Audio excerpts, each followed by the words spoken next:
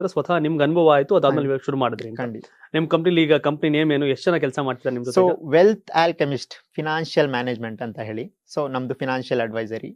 So ಇಲ್ಲಿ ನಾನು ಹೇಗೆ ಹೂಡಿಕೆ ಮಾಡಬೇಕು, ಹೇಗೆ ಹೂಡಿಕೆ ಮಾಡಬೇಕು, ಸೆಕ್ಯೂರ್ ಆಗಿ ಹೇಗೆ ಹೂಡಿಕೆ ಮಾಡೋದು ಹೇಗೆ, ಅದ್ರ ಬಗ್ಗೆ ಗೈಡ್ ಮಾಡ್ತೀವಿ, ನಾವು ಅಡ್ವೈಸ್ ಮಾಡ್ತೀವಿ. ಯಾವುದೇ ₹1 ಯಾರದೇ ₹1 ನಮ್ಮ ಅಕೌಂಟ್ಗೆ ಹಾಕ್ಸ್ಕೊಳ್ಳೋದಾಗ್ಲಿ ಅಥವಾ ಬೇರೆಯವ್ರಿಗೆ ಹಾಕಿ ಅಂತ ಹೇಳಲ್ಲ. Secure investment with your control.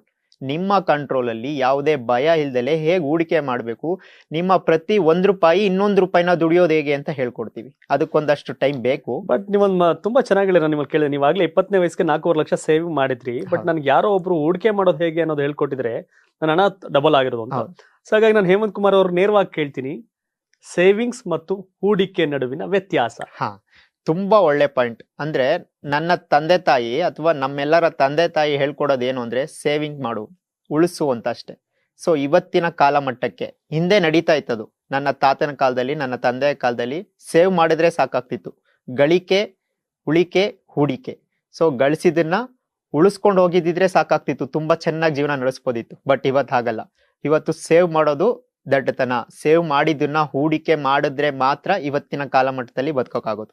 ಯಾಕೆ ಅಂತ ಹೇಳ್ತೀನಿ. ಇದಕ್ಕೆ ಇನ್ಫ್ಲೇಷನ್ ಅಂತ ಕರಿತೀವಿ, ಹಣದುಬ್ಬರ. ಇದು ಸ್ವಲ್ಪ ಸಾಮಾನ್ಯ ಜನರಿಗೆ ಕಾಂಪ್ಲಿಕೇಟೆಡ್ ಅನ್ಸ್ಬೋದು, ಬಟ್ ಇದ್ರ ಬಗ್ಗೆ ತಿಳ್ಕೊಂಡಿರ್ಲೇಬೇಕು, ಅಥವಾ ನಿಮ್ಮ ಪ್ರತಿಯೊಬ್ಬ ಮಗುಗೂ ತಿಳಿಸ್ಕೊಡುವ ವಿಷಯ ಆಗಿದೆ ಇದು. ಅಂದ್ರೆ ಹಣದುಬ್ಬರ. ಇವತ್ತಿನ ನನ್ನ ₹100 ಮುಂದಿನ ವರ್ಷ ಹಾಗೆ ಇಟ್ಕೊಂಡ್ರೆ, ಅಂದ್ರೆ ಉಳಿಸಿ ಸೇವಿಂಗ್ ಅಕೌಂಟ್ ಅಲ್ಲಿ ಇಟ್ಟಿದ್ರೆ ₹100 ಆಗಿ ಉಳಿದಿರಲ್ಲ. ನನಗೆ ₹100 ಅಂತ ಕಾಣಿಸ್ತಾ ಇರುತ್ತೆ, ಬಟ್ ಇನ್ಫ್ಲೇಷನ್ ನನ್ನ ಇಂಡಿಯಾದಲ್ಲಿ 7.2 7.5 ವರ್ಗೂ ಇದೆ. ಅಂದ್ರೆ ಪ್ರತಿ ವರ್ಷ 7.5% ಅಥವಾ 8% ಇನ್ಫ್ಲೇಷನ್ ಆಗ್ತಾ ಇದೆ. ಅಂದ್ರೆ ಈ ವರ್ಷ ನಾನು 1 kg ಅಕ್ಕಿಗೆ ₹50 ಕೊಟ್ಟು ತಂದಿದ್ದೀನಿ ಅಂದ್ರೆ ಮುಂದಿನ ವರ್ಷ ₹50 ತೊಗೊಳಕ್ಕಾಗಲ್ಲ. ಒಂದು ಗಾಡಿ ಬುಕ್ ಮಾಡಿ ಕ್ಯಾನ್ಸಲ್ ಮಾಡಿ ಈ ವರ್ಷ ತಗೊಂಡಿಲ್ಲ ಅಂದ್ರೆ ಅದೇ ಪ್ರೈಸ್ಗೆ ನಾನು ಮುಂದಿನ ವರ್ಷ ತಗೊಳಕ್ಕಾಗಲ್ಲ. ಇದನ್ನೇ ಇನ್ಫ್ಲೇಷನ್ ಅಂದ್ರೆ. ನನ್ನ ಸುತ್ತಮುತ್ತ ತುಂಬಾ ಸಿಂಪಲ್ ಆಗಿ ಹೇಳ್ಬೇಕು ಅಂತಂದ್ರೆ, ಇವತ್ತು ನಿನಗೆ ₹50 ಒಂದು ಪ್ಲೇಟ್ ಊಟ ಸಿಗ್ತಿರತ್ತೆ, ಮುಂದಿನ ವರ್ಷಕ್ಕೆ ನಿನಗೆ ₹50 ಒಂದು ಪ್ಲೇಟ್ ಸಿಗಲ್ಲ, ಹಾಫ್ ಪ್ಲೇಟ್ ಸಿಗುತ್ತೆ. ಖಂಡಿತ. ಅಂದ್ರೆ ಒಂದು ಸಿಗೋ ಜಾಗಕ್ಕೆ ಅರ್ಧ ಸಿಗುತ್ತೆ. ಆಗ ನಿನ್ನ ₹100 ಕೈಲಿರ್ಬೋದು, ಆದ್ರೆ ₹100 ಮೌಲ್ಯ ಕಳ್ಕೊಂಡಿರುತ್ತೆ ಹಣ. ಈಗ ಉದಾಹರಣೆಗೆ ಎಕರೆ ನಿನ್ಗೆ ಬರೀ ₹10 ಲಕ್ಷ ಸಿಗ್ತದೆ, ಈಗ ಎಕರೆ 20 ಲಕ್ಷ ಅಂದಾಗ ನಿನ್ನ ಹತ್ರ 10 ಲಕ್ಷ ಇರುತ್ತೆ. 1 ಎಕರೆ ಬರ್ತಿದ್ ಇವತ್ತು ತಗೊಂಡಿದ್ರೆ, ನಿನ್ನ ಹತ್ರ ಹೂಡಿಕೆ ಮಾಡ್ಲಿಲ್ಲ, ನಿನ್ನ ಹತ್ರ 10 ಲಕ್ಷ ಹಂಗೆ ಇಟ್ಕೊಂಡಿದ್ದೆ. 2ನೇ ವರ್ಷಕ್ಕೆ ಆಗ ನಿನಗೆ 10 ಲಕ್ಷಕ್ಕೆ 1 ಎಕರೆ ಬರಲ್ಲ, ಯಾಕಂದ್ರೆ 1 ಎಕರೆ 20 ಲಕ್ಷ ಆಗಿರುತ್ತೆ, ಆಗ ನಿಂಗೆ ಅರ್ಧ ಎಕರೆ ಬರುತ್ತೆ ಅಂತ. ಸೊ ಹಾಗಾಗಿ ಸೇವಿಂಗ್ಸ್ ಇಟ್ರೆ ಪ್ರಯೋಜನ ಇಲ್ಲ. ಆ ಸುಮ್ನೆ ಸೇವಿಂಗ್ಸ್ ಇಟ್ರು ಕೂಡ ಅದು ಮೈನಸ್ ಆಗ್ತಾ ಇದೆ. ಸೊ ಇದಕ್ಕೆಲ್ಲ ಒಂದು ಎಕ್ಸಾಂಪಲ್ ನಮ್ಮೆಲ್ಲರ ಮನೇಲಿ ನಮ್ಮ ಅಜ್ಜಿ ತಾತಂದಿರಿದ್ರೆ ಹೇಳಿರ್ತಾರೆ. ನಾನು ₹1 ಇದ್ದಾಗ, ಅಂದ್ರೆ ನನ್ನ ₹1 ಸಂತೆಗೆ ತಗೊಂಡೋದ್ರೆ ನಾನು ಮನೆ ತುಂಬಾ ಸಾಮಾನ್ ತರ್ತಿದ್ದೆ. ಎಲ್ರು ಮೋಸ್ಟ್ ಆಫ್ ದೆಮ್ ಮನೇಲಿ ಹೇಳಿರ್ತಾರೆ. ಆ ₹1 ಇವತ್ತು ಏನ್ ಬರುತ್ತೆ ಅನ್ನೋದು ನಿಮ್ಗೆ ಗೊತ್ತಾಗಿದೆ. ₹1 ಜೀವನ ಸಿಗ್ನಲ್ ಅಲ್ಲಿ ಸಿಗೋ ಭಿಕ್ಷುಕರು ಇಸ್ಕೊಳ್ಳಲ್ಲ. ₹1 ಹಾಕಿದ್ರೆ ಮುಖ ನೋಡ್ತಾರೆ. ಅಂದ್ರೆ ನಮ್ಗೆ ಅವಮಾನ ಆಗುತ್ತೆ, ಅಥವಾ ನಮ್ ತಲೆಲೇ ಬಂದಿದೆ ಇದನ್ನ ಹಾಕ್ಬಾರ್ದು. ಅಥವಾ ಟಿಪ್ಸ್ ಕೊಡೋ ವಿಷಯದಲ್ಲಿ ನೀವೆಲ್ಲ ಅಬ್ಸರ್ವ್ ಮಾಡಿರ್ಬೋದು. ಮುಂಚೆ ಎಲ್ಲ ಚೇಂಜ್ ಬಿಟ್ಟು ಹೋಗ್ತಿದ್ರು, ಇವತ್ತು ಚೇಂಜ್ ಅಲ್ಲ, ಮಿನಿಮಮ್ ₹50 ಬಂದಿದೆ. ₹50 ಕೊಟ್ರೆ ಆ ವ್ಯಕ್ತಿ ತಗೊಂಡೋನು ಸ್ಟ್ಯಾಂಡರ್ಡ್ ಆಗಿ ನೋಡ್ತಾನೆ, ಕೊಟ್ಟೋನ್ಗೂ ಬೆಲೆ ಇರುತ್ತೆ. ಸೊ ಇದು ಹಣದ ಮೌಲ್ಯ ಯಾವಾಗ ಅಂದ್ರೆ ನಾವು ಹೂಡಿಕೆ ಮಾಡಿದಾಗ ಮಾತ್ರ ಹಣಕ್ಕೆ ಮೌಲ್ಯ. ಹಾಗೆ ಇಟ್ಕೊಂಡ್ರೆ, ಗೋಲ್ಕುದಲ್ಲಿ ಇಟ್ರೆ ಅಥವಾ ಬ್ಯಾಂಕ್ ಅಲ್ಲಿ ಇಟ್ರೆ, ಅಂದ್ರೆ ಹಣವನ್ನ ತುಂಬಾ ಚೆನ್ನಾಗಿ ಹೇಮಂತ್ ಅವ್ರು ಹೇಳ್ತಾರೆ, ಬಹಳ ಅರ್ಥ ಆಗಿರುತ್ತೆ. ಹಣವನ್ನ ಹಾಗೆ ಇಟ್ಟರೆ ಅದು ಸೇಫ್ ಆಗಿರುತ್ತೆ ಅನ್ಕೋಬೇಡಿ, ಅದರ ಮೌಲ್ಯ ಕುಸಿತಾ ಬರುತ್ತೆ. ಮಾತ್ರ 1 ಲಕ್ಷ ಇರ್ಬೋದು, ಇವತ್ತು 1 ಲಕ್ಷ ಸಿಗುವಂತ 1 ಎಕರೆ ಜಮೀನು ನಾಳೆ ಅದು 2 ಲಕ್ಷ ಆಗಿರುತ್ತೆ, ಆಗ 1 ಲಕ್ಷದ ಮೌಲ್ಯ ಕುಸಿತು ಅಂತ. ಉದಾಹರಣೆಗೆ 1 kg ಹುರುಳಿಕಾಳು ನಿಮ್ಮ ಹತ್ರ ಇದ್ರೆ ಮುಂದಿನ ವರ್ಷಕ್ಕೂ ಹುರುಳಿಕಾಳು ಹಂಗೆ ಇರುತ್ತೆ. ಆದ್ರೆ ಹುರುಳಿಕಾಳನ್ನ ಮಳೆ ಬಂದಾಗ ಬಿತ್ತನೆ ಮಾಡಿದ್ರೆ 1 kg ಹುರುಳಿಕಾಳು 100 kg ಹುರುಳಿಕಾಳು ಆಗುತ್ತೆ. ಅದು ಇನ್ವೆಸ್ಟ್ಮೆಂಟ್. ನಿಮ್ ಮನೇಲಿರೋ 1 kg ಬಿತ್ತನೆ ಹುರುಳಿಕಾಳನ್ನ ತಗೊಂಡೋಗಿ ಹೊಲಕ್ಕೆ ಹಾಕಿದ್ರೆ 100 kg ಹುರುಳಿಕಾಳು ಆಗುತ್ತಲ್ಲ, ಅದು ಇನ್ವೆಸ್ಟ್ಮೆಂಟ್. ಹಾಗೆ ಇಟ್ರೆ ಅದು ಸೇವಿಂಗ್ಸ್. ಕರೆಕ್ಟ್. ಸೇವಿಂಗ್ಸ್ ಮುಂದಿನ ವರ್ಷಕ್ಕೂ ನಿಮ್ಮ ಮನೇಲಿ 1 kg ಹಂಗೆ ಇರುತ್ತೆ, ಹುಳ ಗಿಳ ಬಿದ್ದಿರುತ್ತೆ ಅಷ್ಟೇ. ಆದ್ರೆ ಅದನ್ನ ಹೊಲದಲ್ಲಿ ಬಿತ್ತನೆ ಮಾಡಿದ್ರೆ ಅದು 100 kg ಆಗುತ್ತೆ. ಆ 1 kg 100 kg ಮಾಡೋದು ಇನ್ವೆಸ್ಟ್ಮೆಂಟ್. ಮಳೆ ಬರದೆ ಹಾಳಾದ್ರೆ ಅದು ರಾಂಗ್ ಇನ್ವೆಸ್ಟ್ಮೆಂಟ್, ರಾಂಗ್ ಟೈಮ್ ಆಗುತ್ತೆ. Wrong time. Yes, wrong location. Right investment, right time, right place ಅಂತ ಏನ್ ಮಾತಾಡೋದಲ್ಲ, ಇದಕ್ಕೊಂದು ಎಕ್ಸಾಂಪಲ್ ಕೊಡ್ಬೇಕು. ನಮ್ಮನೇದೇ ತುಂಬಾ ಚೆನ್ನಾಗಿದೆ, ಅಥವಾ ನನಗ್ ಮೋಟಿವೇಟ್ ಕೂಡ ಮಾಡುತ್ತೆ ಯಾವಾಗ್ಲೂ ಪ್ರತಿದಿನ. ನನ್ ತಂದೆ 1990ರಲ್ಲಿ, ಅಂದ್ರೆ ನಾನು ಆಗ್ಲೇ ಹೇಳ್ದೆ ಹಾಗಂತ ನಾವೇನ್ ಬಡವರಲ್ಲ ಅಂತ, ಯಾವ ವಿಷಯಕ್ಕೆ ಹೇಳ್ದೆ ಅಂದ್ರೆ 1990, ಇವತ್ತಿಗೆ 34 ವರ್ಷದ ಹಿಂದೆ ಅರ್ಶಿನ್ ಕುಂಟೆಯಲ್ಲಿ ಒಂದು ಸೊಸೈಟಿ ಸೈಟ್ ಅಂತ ಹೇಳಿ 95,000 ಕೊಟ್ಟು ತಗೊಳ್ತಾರೆ. ಐ ಥಿಂಕ್ ರಿಜಿಸ್ಟ್ರೇಷನ್ ಎಲ್ಲ ಸೇರಿ 1 ಲಕ್ಷ ಆಗಿರ್ಬೋದು. ಯಾವಾಗ 1990. ಓಕೆ. ಸೊ ನಾನು ರೇಕ್ಸಕ್ ಯಾವಾಗ್ಲೂ ನನ್ನ ತಂದೆಗೆ ಹೇಳ್ತಾ ಇರ್ತೀನಿ, ಇನ್ಫೋಸಿಸ್ ನಾರಾಯಣ ಮೂರ್ತಿ 92-93 ನಿನಗಿಂತ 3 ವರ್ಷ 2 ವರ್ಷ ಲೇಟ್ ಆಗಿ 10,000 ಇಟ್ಕೊಂಡು ಇವತ್ತು 10,000 ಕೋಟಿ ಕಂಪ್ನಿ ಕಟ್ಟಿದ್ರು. ಸೊ ನಮ್ಮ ನಡುವೆನೆ ಇಂತ ತುಂಬಾ ಎಕ್ಸಾಂಪಲ್ಸ್ ಇರುತ್ತೆ. ನಿಮ್ ತಂದೆ 1 ಲಕ್ಷ ಕೊಟ್ಟು ಒಂದು ಸೈಟ್ ತಗೊಂಡ್ರು. ಸೊ ಇವತ್ತು ಅದರ ಬೆಲೆ 70-80 ಲಕ್ಷ. 80 ಲಕ್ಷ. ಸೊ ನನ್ಗೆ ಅನ್ಸುತ್ತೆ, ಅಥವಾ ಹೇಳೋರು ಹೇಳ್ಬೋದು, ಅಷ್ಟಾದ್ರೂ ಇದೆಯಲ್ಲಪ್ಪ ಅಂತ. ಅಂದ್ರೆ ನಾನು ಇಲ್ಲಿ ಎಕ್ಸಾಂಪಲ್ ಹೇಳ್ತಾ ಇದ್ದೀನಿ, ನನಗೆ ಖುಷಿ ಇದೆ. ಹೂಡಿಕೆ ಮಾಡೋ ವಿಧಾನ, ಜಾಗ, ಎಲ್ಲಿ ಹೂಡಿಕೆ ಮಾಡಬೇಕು, ಯಾವ ರೂಪದಲ್ಲಿ ಹೂಡಿಕೆ ಮಾಡಬೇಕು. ನೋಡಿ, ಅವತ್ತಿಗೆ ನಮ್ಮ ಹತ್ರ ನಾವು ಅನುಕೂಲವಂತರಾಗಿದ್ವಿ. ಅಂದ್ರೆ 1 ಲಕ್ಷ ದುಡಿಯೋಷ್ಟು, ವ್ಯವಸಾಯದಲ್ಲಿ ದುಡಿಯೋಷ್ಟು ಆಸ್ತಿ ಇತ್ತು ಅಂದ್ರೆ ಅದನ್ನ ಹೇಗೆಲ್ಲ ಯುಟಿಲೈಸ್ ಮಾಡ್ಬೋದಿತ್ತು. ಸೊ ಅದೇ ವ್ಯಕ್ತಿ 10,000 ಇಟ್ಕೊಂಡು ಹೇಗೆ ಒಂದು ಕಂಪ್ನಿ ಕಟ್ಟೋದು ಅಂದ್ರೆ ಇದೊಂದು ಎಕ್ಸಾಂಪಲ್. ಅಂದ್ರೆ ಇದು ಈ ರೀತಿ ವಿಷಯಗಳು, ಈ ರೀತಿ ಎಕ್ಸಾಂಪಲ್ ಪ್ರತಿಯೊಂದು ಮನೇಲೂ ಇರುತ್ತೆ. ನಮ್ ತಂದೆ, ನಮ್ ತಾತನ ಹತ್ರ ಅಷ್ಟು ಆಸ್ತಿ ಇತ್ತು, ನಮ್ ತಾತ ಪಟೇಲ್. ಅಗ್ರಿ, ನಿಮ್ ಮಾತನ್ನ ಒಪ್ತೀನಿ. 100 ಜನ 1 ಎಕರೆ ಜಮೀನ್ ತಗೊಂಡಿದ್ರು, ಅಲ್ಲಿ 1 ಲಕ್ಷ ಕೊಟ್ಬಿಟ್ಟು 1 ಸೈಟ್ ತಗೊಂಡಿದ್ರು. ಯಾರ್ದು ಏನೋ ಒಂದು ಡಾಕ್ಯುಮೆಂಟ್ ವ್ಯತ್ಯಾಸ ಇದ್ರೆ ಮಾತ್ರ ಅದೆಲ್ಲ ಒಂದು fail, in 100% pass. But business 100 ಜನ ಬಂಡವಾಳ ಹಾಕಿದ್ರೆ ಪಾಸ್ ಆಗೋದು 10 ಜನ ಅಲ್ಲ ಹೇಮಂತ್. ಅದೇ ಆ ನಾಲೆಡ್ಜ್ ಬೇಕು, ಯಾವ ಬಿಸ್ನೆಸ್ ಮಾಡ್ಬೇಕು. ಅಥವಾ ಅದೇ ವ್ಯಕ್ತಿ, ನನ್ನ ತಂದೆ ಅದೇ ವ್ಯಕ್ತಿ ವ್ಯಾವಹಾರಿಕವಾಗಿ ಜ್ಞಾನವಂತ ಆಗಿ, ಅಥವಾ ಬೆಂಗಳೂರಿಗೆ ಬಂದು, ಬಿಕಾಸ್ ಅವರು ಅಗ್ರಿಕಲ್ಚರ್ ಮಾಡ್ತಾ ಇದ್ರು, ಅಥವಾ ವ್ಯಾವಹಾರಿಕವಾಗಿ ಓಡಾಟ ಇಲ್ಲ, ಅಥವಾ ಗೊತ್ತಿಲ್ಲ, ಆ ಭಯ ಇದೆ. ಸೊ ಹಾಗಾಗಿ ಸೊಸೈಟಿ ಸೆಕ್ಯೂರಿಟಿ ಇರುತ್ತೆ ಅಂತ ತುಂಬಾ ದೂರದಲ್ಲಿ ತಗೊಂಡ್ರು. ನಿಮ್ಗೆ ಗೊತ್ತಿದೆ, 33 ವರ್ಷದಿಂದ ಮಲ್ಲೇಶ್ವರಂ ಅಲ್ಲೂ ತಗೋಬೋದಿತ್ತು, ಅಥವಾ ಇನ್ಯಾವುದೋ ಏರಿಯಾಗಳಲ್ಲಿ 10 ಸೈಟ್ ತಗೋಬೋದಿತ್ತು ಆ ಪ್ರೈಸ್ಗೆ. ಬಟ್ ಏನಂದ್ರೆ ಅಲ್ಲಿ ಆರ್ಥಿಕ ಶಿಕ್ಷಣ ಇಲ್ಲ. ಸೊ ನಾನು ಹಾರ್ಡ್ ವರ್ಕ್ ಮಾಡಬೇಕು, ದುಡಿಮೆ ಮಾಡಬೇಕು, ಉಳಿಸ್ಬೇಕು, ಎಲ್ಲವೂ ಗೊತ್ತಿದೆ, ಒಳ್ಳೆತನ ಇದೆ, ವ್ಯವಸಾಯ ಮಾಡ್ತಾ ಇದ್ದಾರೆ. ಬಟ್ ಇರಬೇಕಾಗಿರೋದೇನು? ಬುದ್ಧಿವಂತಿಕೆ, ಆರ್ಥಿಕತೆಯಲ್ಲಿ. ಶಿಕ್ಷಣ ನಮ್ಗೆ ಕೊಡ್ತಾ ಬಂದಿಲ್ಲ ಯಾವ್ದ್ರಲ್ಲಿ ಅಂದ್ರೆ ವ್ಯಾವಹಾರಿಕ ಜ್ಞಾನನ. ಸೊ ಹಾರ್ಡ್ ವರ್ಕ್ ಮಾಡಿ ಅಂತ ಹೇಳಿದ್ದಾರೆ, ಸ್ಮಾರ್ಟ್ ಆಗಿ ವರ್ಕ್ ಮಾಡಿ ಅಂತ ಯಾರು ಹೇಳ್ಕೊಡಲ್ಲ. ಸೊ ಸ್ಕಿಲ್ಗೂ ಟ್ಯಾಲೆಂಟ್ಗೂ ತುಂಬಾ ಡಿಫ್ರೆನ್ಸ್ ಇದೆ. ಸ್ಕಿಲ್ ಇರೋನು ಕೆಲಸ ಮಾಡ್ತಾನೆ, ಟ್ಯಾಲೆಂಟ್ ಇರೋನು ಸ್ಕಿಲ್ ಇರೋನ ಕರ್ಕೊಬಂದು ಕೆಲಸ ಮಾಡಿಸ್ತಾನೆ. ಸೊ ಆ ಟ್ಯಾಲೆಂಟ್ ಬೇಕು ಅಂದ್ರೆ right investment, right time, right place. Energy important ಅಲ್ಲ, talent important. Skilled important. Skilled ಇಲ್ಲ ಅಂದ್ರೆ ಕಿಲ್ಡ್ ಅಂತ ಅವರೆಲ್ಲ. ಎಸ್, ಹಣ ಡಬಲ್ ಆಗೋ ಮಾರ್ಗಗಳು ಯಾವ್ದು ಅಂತ ಹೇಮಂತ್ ಎಲ್ರು ಬಹಳ ಪ್ರಶ್ನೆ. ನನ್ ದುಡ್ಡು ಓಕೆ ಹೇಮಂತ್, ತುಂಬಾ ಚೆನ್ನಾಗಿ ಹೇಳ್ತಾ ಇದ್ದೀರಾ. ಓಕೆ, ಹಾಗಾದ್ರೆ ಹಣ ಡಬಲ್ ಮಾಡೋದು, ಸೊ ಒಂದು ಎಕ್ಸಾಂಪಲ್ ಸೀರೀಸ್ ಕೊಡೋದಾದ್ರೆ. ಸೊ ಇಲ್ಲಿ ಡಬಲ್ ಅನ್ನೋದು ರಾಂಗ್ ವರ್ಡ್ ಆಗ್ಬೋದು. ಬೆಳೆಸೋಣ, ಹಣನ ಬೆಳೆಸೋಣ ಅಂದ್ರೆ ಅದಕ್ಕೂ ಮುಂಚೆ ಒಂದು ಫಾರ್ಮುಲಾ ಇದೆ, ಪೇಷನ್ಸ್, ತಾಳ್ಮೆ.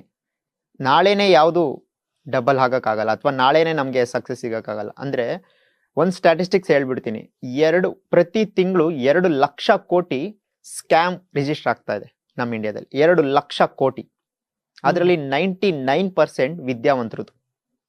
ಸೊ ರಿಜಿಸ್ಟರ್ಡ್ ಆಗ್ತಾ ಇರೋದು, ಅನ್ರಿಜಿಸ್ಟರ್ಡ್ 5,000 10,000 ಎಲ್ಲ ಮೋಸ ಆದ್ರೆ ನಮ್ಗೆ, ನಾವು ಪೊಲೀಸ್ ಸ್ಟೇಷನ್ಗೆ ಹೋಗಲ್ಲ, ನಮ್ಗೆ ಗೊತ್ತು, ಅಷ್ಟೆಲ್ಲ ಯಾಕೆ ಓಡಾಡ್ತೀಯ ಬಿಡು ಮರೆಯ ಅಂತಾರೆ. ಸೊ ನನ್ಗೊಂದು 50,000ನೋ ಲಕ್ಷನೋ ನನಗೆ ಬರ್ಡನ್ ಆಗ್ತಾ ಇದೆ, ನನಗೆ ತುಂಬಾ ಇಂಪಾರ್ಟೆಂಟ್ ಅಂದಾಗ್ಲೇ ನಾನು ಅದಕ್ಕೆ ಹೋಗೋದು. ಅಂದ್ರೆ ಇಲ್ಲಿ ಯಾಕೆ ಆ ಎಕ್ಸಾಂಪಲ್ ತಗೊಂಡೆ ಅಂದ್ರೆ, ಡಬಲ್ ಮಾಡೋ ಸ್ಕೀಮ್ಗಳು, ಅಥವಾ ನಾಳೆನೇ ಏನೋ ಆಗ್ಬೇಕು, ಮುಂದಿನ ತಿಂಗಳು ಇಂಟ್ರೆಸ್ಟ್ ಬರಬೇಕು.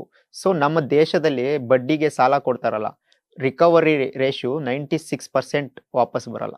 ಬಡ್ಡಿನೂ ವಾಪಸ್ ಬರಲ್ಲ, ಅಸ್ಲೂ ವಾಪಸ್ ಬರಲ್ಲ. ಯಾರೋ ಬಲವಂತವಾಗಿ ಅಥವಾ ಸ್ಟ್ರಾಂಗ್ ಇರೋ ವ್ಯಕ್ತಿ 4 ಜನದ್ದು ಮಾತ್ರ ದುಡ್ಡು ವಾಪಸ್ ಬರುತ್ತೆ. ಸೊ ಅದನ್ನ ಅರ್ಥ ಮಾಡ್ಕೋಬೇಕು ನಾವು. ನಾಳೆ ಅಥವಾ ಮುಂದಿನ ತಿಂಗಳೊಳಗಡೆ ಏನು ಆಗಲ್ಲ, ಅದಕ್ಕೆ ಆದ ಒಂದಷ್ಟು ಟೈಮ್ ಕೊಡ್ಬೇಕು, ಅದಕ್ಕೆ ಆದ ಇನ್ವೆಸ್ಟ್ಮೆಂಟ್ಸ್ ಅಲ್ಲಿ. ಸೊ ನಾನು ಹಾಕಿರೋ ಇನ್ವೆಸ್ಟ್ಮೆಂಟ್, ನಾನು ಹಾಕಿರೋ ದುಡ್ದಿರೋ 1 ರೂಪಾಯಿನೂ ಸೇಫ್ ಆಗಿ ಅದು ದುಡಿಬೇಕು. ಸೊ ರಿಸ್ಕ್ ಇಂದ ದುಡಿಬಾರ್ದು ಅಂದಾಗ ಕೆಲವಷ್ಟು ಮಾರ್ಗಗಳಿದಾವೆ. ಈ ಹಿಂದೆ ಎಲ್ಲ ಒಂದಷ್ಟು ಸಾಂಪ್ರದಾಯಿಕ ಇನ್ವೆಸ್ಟ್ಮೆಂಟ್, ಟ್ರೆಡಿಷನಲ್ ಇನ್ವೆಸ್ಟ್ಮೆಂಟ್ಸ್ ಪ್ಲಾನ್ಗಳು ಇದಾವೆ. ನಮ್ಗೆ ಈಗ್ಲೂ ಎಲ್ಲಾದ್ರೂ ದುಡ್ಡನ್ನ ಸೆಕ್ಯೂರ್ ಆಗಿ ಇನ್ವೆಸ್ಟ್ ಮಾಡ್ಬೇಕು ಅಂದ್ರೆ FD ತಲೆಗೆ ಬರುತ್ತೆ, ಪೋಸ್ಟ್ ಆಫೀಸ್ ಸ್ಕೀಮ್ಗಳು ತಲೆಗೆ ಬರುತ್ತೆ, ಅಥವಾ ಚೀಟಿ ಹಾಕೊಳ್ತಾರೆ ಎಷ್ಟೋ ಜನರು ಮನೆ. ಸೊ ಅದೆಲ್ಲ ಒಂದ್ ಕಾಲ ಇತ್ತು. ಅದನ್ನ ಮಾಡಿದ್ರೆ ಅದರಿಂದ ಬರೋ ಇನ್ಕಮ್ ಅಲ್ಲಿ ಒಂದಷ್ಟು ಜೀವನ ನಡೆಸ್ಬೋದಿತ್ತು. ಈಗ FD ರಿಟರ್ನ್ ರೇಷಿಯೋ ನಿಮ್ಗೆ ಗೊತ್ತಿದೆ, 7% ಇದೆ, ಅಥವಾ 6.5% ಇದೆ. ನನ್ನ ಇನ್ಫ್ಲೇಷನ್ಗೆ ಮ್ಯಾಚ್ ಆಗ್ತಾ ಇಲ್ಲ, ಅದು ಇನ್ಫ್ಲೇಷನ್ಗೆ ಮ್ಯಾಚ್ ಆಗ್ತಾ ಇಲ್ಲ.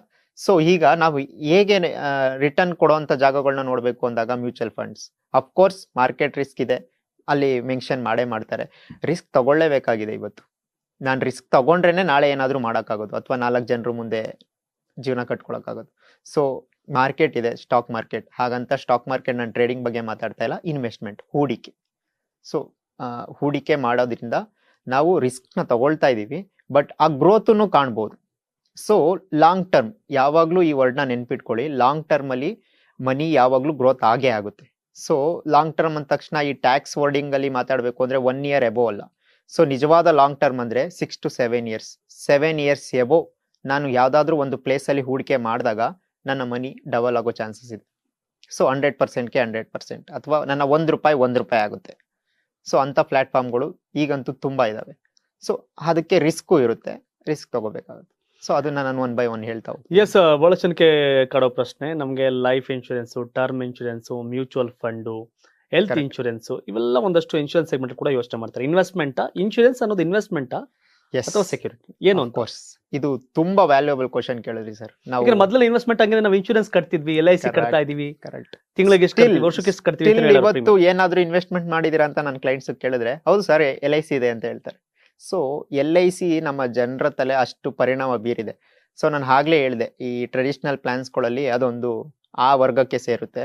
ತುಂಬಾ ಕಡಿಮೆ ರಿಟರ್ನ್ಸ್, ಅಥವಾ ಸೆಕ್ಯೂರ್ ಇನ್ವೆಸ್ಟ್ಮೆಂಟ್ ಅಲ್ಲಿ ಬರುತ್ತೆ, ಬಟ್ ತುಂಬಾ ಕಡಿಮೆ ರಿಟರ್ನ್ಸ್ ಬರುತ್ತೆ. ಹಾಗಾಗಿ ಅದನ್ನ ನಾನು ಪ್ರಿಫರ್ ಮಾಡಲ್ಲ. ಬಟ್ ಇನ್ಸೂರೆನ್ಸ್ ಬಗ್ಗೆ ನೀವು ಮಾತಾಡಿದ್ರಿ. ಸೊ ಇನ್ಸೂರೆನ್ಸ್ ಯಾವುದೇ ವ್ಯಕ್ತಿ ತನ್ನ ಇನ್ವೆಸ್ಟ್ಮೆಂಟ್ ಜರ್ನಿನ ಸ್ಟಾರ್ಟ್ ಮಾಡೋಕ್ಕೂ ಮುಂಚೆ ಇನ್ಸೂರೆನ್ಸ್ ನ ಹೊಂದಿರಬೇಕು.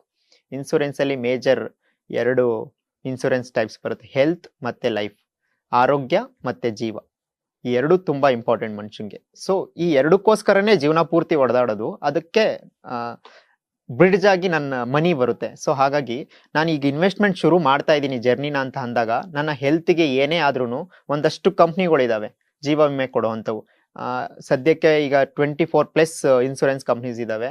ಆ ಕಾಂಪಿಟೇಷನ್ಸ್ ಕೂಡ ಇದೆ. ನಮ್ಮ ಕಡಿಮೆ ಪ್ರೀಮಿಯಂ ಅಲ್ಲಿ ಒಂದು ಹೆಲ್ತ್ ಇನ್ಸೂರೆನ್ಸ್ ಮಾಡಿಸ್ಕೊಂಡ್ರೆ ನನಗೆ ಮತ್ತೆ ನನ್ನ ಫ್ಯಾಮಿಲಿಗೆ ನನ್ನ ಯಾವುದೇ ಸಮಯದಲ್ಲಿ ಆ ಕಂಪ್ನಿ ಬಂದು ನನ್ನ ಪರವಾಗಿ ಹಾಸ್ಪಿಟಲ್ ಅಲ್ಲಿ ಪೇ ಮಾಡುತ್ತೆ. ಆಗ ನಾನು ಏನು ಹೂಡಿಕೆ ಮಾಡ್ತಾ ಬಂದಿರ್ತೀನಲ್ಲ ಅಲ್ಲಿಂದ ತೆಗಿಯೋದು ತಪ್ಪುತ್ತೆ. ಸೊ ಇದಕ್ಕೆ ಹೆಡ್ಜಿಂಗ್ ಅಂತ ಕರಿತೀವಿ, ಅಂದ್ರೆ ಸೆಕ್ಯೂರಿಟಿ. ಸೊ ನಾನು ಹೂಡಿಕೆ ಮಾಡಕ್ ಶುರು ಮಾಡ್ತಾ ಇದ್ದೀನಿ, ನನಗೆ ಯಾವುದೇ ಸಮಯದಲ್ಲಿ ಏನಾದ್ರೂ ಅನಾರೋಗ್ಯ ಬರ್ಬೋದು, ಆಗ ನಾನು ಹೂಡಿಕೆ ಮಾಡಿರೋ ದುಡ್ಡನ್ನ ತೆಗಿಬಾರ್ದು. ಯಾಕೆ ಅಂದ್ರೆ ಕಾಂಪೌಂಡಿಂಗ್ ಆಗ್ತಾ ಹೋಗುತ್ತೆ. ಕಾಂಪೌಂಡಿಂಗ್ ಬಗ್ಗೆ ಮುಂದೆ ಹೇಳ್ತೀನಿ. ಸೊ ಆ ಕಾಂಪೌಂಡಿಂಗ್ ಹಾಳಾಗದೆ ಇರೋ ತರ ನೋಡ್ಕೊಳ್ಳೋದಕ್ಕೆ ನನಗೆ ಇನ್ಸೂರೆನ್ಸ್ ಬಹುಮುಖ್ಯ. ಅದೇ ರೀತಿ term insurance one of the best investment under ಅಲ್ಲಿ ಬರುತ್ತೆ ಟರ್ಮ್ ಇನ್ಶೂರೆನ್ಸ್. ಇದು ಹೇಗಪ್ಪ ನಾನು ಸತ್ ಮೇಲೆ ಬರೋ ದುಡ್ಡಿಗೆ ಬೆಸ್ಟ್ ಇನ್ವೆಸ್ಟ್ಮೆಂಟ್ ಅಂತ ಹೇಳ್ತಾ ಇದ್ದೇನೆ ಅಂದ್ರೆ, ನನ್ನನ್ನು ಒಂದಷ್ಟು ಜನ ನಂಬಿರ್ತಾರೆ, ಅಥವಾ ನನ್ಗೊಂದು ಫ್ಯಾಮಿಲಿ ಡಿಪೆಂಡ್ ಆಗಿರುತ್ತೆ. ಸೊ ನನಗೆ ನನ್ನ ಜೀವಕ್ಕೆ ಏನಾದ್ರೂ ಆದ್ರೆ ಅವ್ರಿಗೊಂದಷ್ಟು ದುಡ್ಡು ಬಂದ್ರೆ, ಸೊ ಅವರ ಆರ್ಥಿಕ ಸ್ಥಿತಿ ಅಲ್ಲಿಂದ ಮೇಲ್ ಹೋಗುತ್ತೆ, ಅಥವಾ ಮಕ್ಳಿದ್ರೆ ಮಕ್ಳು ಸ್ಟಡೀಸ್ಗಾಗುತ್ತೆ, ಅವ್ರೊಂದಷ್ಟು ಎಜುಕೇಶನ್ ಓದ್ಕೊಂಡ್ರೆ ಅವ್ರು ನೆಕ್ಸ್ಟ್ ದುಡಿಯೋಕ್ ಬರ್ತಾರೆ. ಸೊ ಅದೇ ನಾನು ಏನೂ ಪ್ಲಾನ್ ಮಾಡ್ಕೊಳ್ದಲೆ, ಅಥವಾ ವ್ಯಕ್ತಿ ಮನೆ ಯಜಮಾನ ಹೋಗ್ಬಿಟ್ರೆ ಅಥವಾ ಜೀವಕ್ಕೆ ಏನಾದ್ರೂ ಆದಾಗ ಆ ದುಡಿಮೆ ಕಂಪ್ಲೀಟ್ ನಿಂತೋಗುತ್ತೆ. ಬಹುತೇಕ ಇಂಡಿಯಾದಲ್ಲಿ ಇಡೀ ಫ್ಯಾಮಿಲಿ ಒಬ್ಬ ವ್ಯಕ್ತಿ ಮೇಲೆ ಡಿಪೆಂಡ್ ಆಗಿರೋ ದುಡ್ಡು. ಸೊ ಅದಕ್ಕೆ ಹೆಡ್ಜಿಂಗ್ ತುಂಬಾ ಇಂಪಾರ್ಟೆಂಟ್ ಟರ್ಮ್ ಇನ್ಶೂರೆನ್ಸ್. ಸೊ ಈ 2 ನಾನು ಪ್ರಿಫರಬಲ್ ಮಾಡ್ತೀನಿ. ಯಾವುದೇ ವ್ಯಕ್ತಿ ಇನ್ವೆಸ್ಟ್ಮೆಂಟ್ ಜರ್ನಿ ಶುರು ಮಾಡೋಕ್ಕಿಂತ ಮುಂಚೆ ಈ 2 ಇನ್ಸೂರೆನ್ಸ್ ತುಂಬಾ ಮುಖ್ಯ. Of course vehicle insurance government permanent ಮಾಡಿದೆ, ಅದನ್ನ ಚೆಕ್ ಮಾಡ್ತಾರೆ ನಮ್ಮ ಪೊಲೀಸರು. ಸೊ ಹಾಗಾಗಿ ಅದನ್ನ ಮಾಡಿಸ್ಕೊಳ್ತಾರೆ. ಸೊ ಈ 2ಕ್ಕೂ ಕಂಪಲ್ಸರಿ ಇಲ್ಲ, ಹಾಗಾಗಿ ಜನಕ್ಕೆ ಅಷ್ಟು ರೀಚ್ ಆಗಿಲ್ಲ. ಸೊ ಇವ್ 2 ನಾನು ಯಾವಾಗ್ಲೂ ಜನಕ್ಕೆ ಕೇಳೋದು, ನಿಮ್ಮ ಇನ್ವೆಸ್ಟ್ಮೆಂಟ್ ಜರ್ನಿ ಶುರು ಮಾಡೋಕ್ಕಿಂತ ಮುಂಚೆ ದಯವಿಟ್ಟು ಹೆಲ್ತ್ ಮತ್ತೆ ಟರ್ಮ್ ಇನ್ಶೂರೆನ್ಸ್ ನ ಮಾಡ್ಕೊಳ್ಳಿ. ಹೆಲ್ತ್ ಟರ್ಮ್ ಇನ್ಶೂರೆನ್ಸ್ ಬೇಕೇ ಬೇಕು, ಕಂಪಲ್ಸರಿ. ಯಾವ ಕಂಪನಿ ಅನ್ನೋದೆಲ್ಲ ಅವರ ನಿರ್ಧಾರ, ಅದರಲ್ಲಿ ನೋಡ್ಕೊಂಡು ಮಾಡ್ಬೇಕಾಗುತ್ತೆ. ಅದಕ್ಕೆ IRDA ಬೋರ್ಡ್ ಇದೆ, ರೆಗ್ಯುಲೇಟರಿ ಇದೆ, ನೋಡ್ಕೊಳ್ಳುತ್ತೆ, ಸೆಕ್ಯೂರ್ ಇದೆ, ಖಂಡಿತ ಮಾಡ್ಬೋದು. ಎಸ್, ಇನ್ನೊಂದಷ್ಟು ಕಾಡೋ ಪ್ರಶ್ನೆ, ಮ್ಯೂಚುವಲ್ ಫಂಡ್ಸ್ ಬಗ್ಗೆ ಒಂದಷ್ಟು ಜನ ಕೇಳ್ತಿರ್ತಾರೆ ಪ್ರಶ್ನೆಗಳನ್ನ. ಹೌದು. ಮ್ಯೂಚುವಲ್ ಫಂಡ್ ಸೇಫಾ ಇಲ್ಲ ಪೋಸ್ಟ್ ಆಫೀಸು ಮತ್ತಲ್ಲೆಲ್ಲ FD ಮಾಡೋದು ಸೇಫಾ ಅನ್ನೋ ಒಂದಷ್ಟು ಪ್ರಶ್ನೆ ಇರುತ್ತೆ Correct. ಸಹಜವಾಗಿ. ಖಂಡಿತ ಕರೆಕ್ಟ್. ಯಾವ್ದು ಬೆಸ್ಟ್?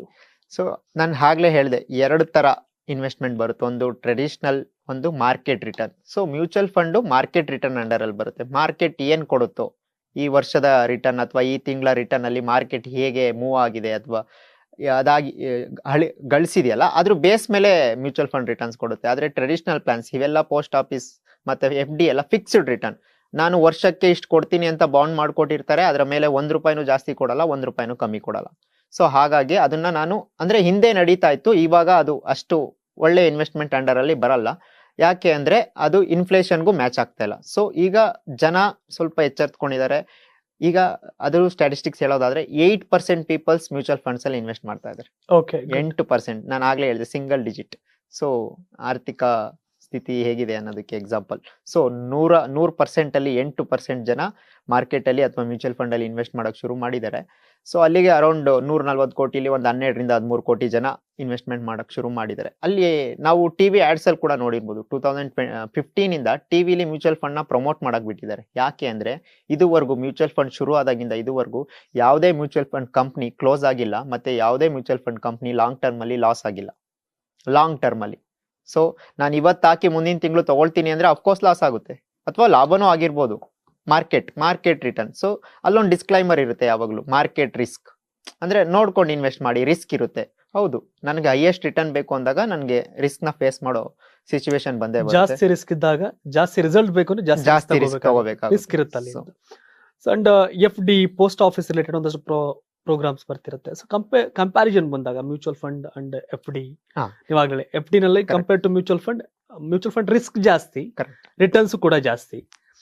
FD ಅಂದಾಗ ರಿಸ್ಕ್ ಕಡಿಮೆ, ಬಟ್ ರಿಸಲ್ಟ್ ಕೂಡ ಮ್ಯೂಚುವಲ್ ಫಂಡ್ ಅಷ್ಟು ನಿರೀಕ್ಷೆ ಮಾಡ್ಲಿಕ್ಕೆ ಸಾಧ್ಯ ಇಲ್ಲ. ಜನರಿಗೆ ಸಜೆಸ್ಟ್ ಮಾಡ್ತೀರಿ ಮನಸ್ಥಿತಿ ಅಥವಾ ನಿಮ್ಮ ರಿಸ್ಕ್ ತಗೋಬೇಕಾ ಅನ್ನೋದಾದ್ರೆ, ಮತ್ತೆ ನಿಮ್ಮ ಪರಿಸ್ಥಿತಿ ಹೇಗಿದೆ, ನೀವು ಫ್ಯಾಮಿಲಿಯ ನಿಮ್ಗೆ ಎಷ್ಟು ಜನ ಡಿಪೆಂಡ್ ಆಗಿದ್ದಾರೆ, ನಿಮ್ಗೆ ಎಷ್ಟು ಏಜ್ ಆಗಿದೆ, ನೀವು ಆಲ್ರೆಡಿ ರಿಟೈರ್ಮೆಂಟ್ ಸ್ಟೇಜ್ ಅಲ್ಲಿ ಇದ್ದೀರಾ. ಸೊ ಅವಾಗ ನೀವು ರಿಸ್ಕ್ ತಗೊಳ್ಳೋದಕ್ಕೆ ಅರ್ಥ ಇಲ್ಲ.